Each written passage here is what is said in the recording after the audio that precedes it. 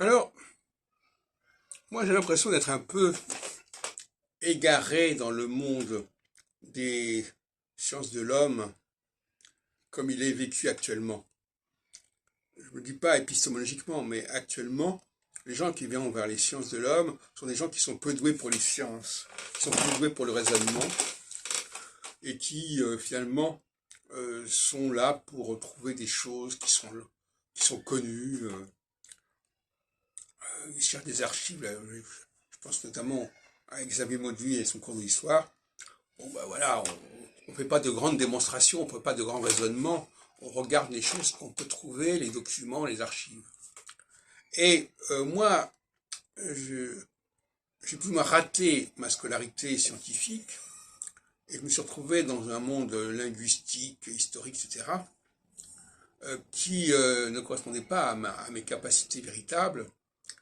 ce qui fait que j'ai exercé un esprit scientifique dans un monde, dans un milieu qui n'était pas du tout scientifique. Et ça m'a valu un certain nombre de déboires, de cette manière, que ce soit en linguistique ou que ce soit en histoire.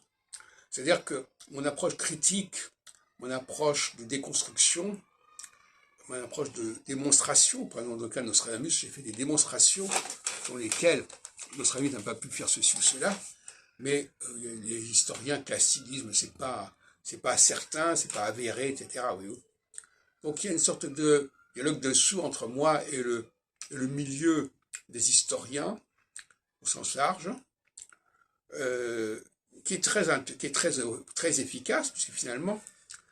ça me laisse un champ libre dans un domaine qui a été négligé par les chercheurs,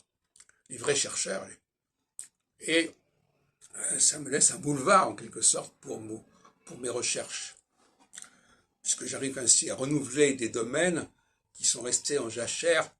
par l'incurie de ceux qui s'en occupaient.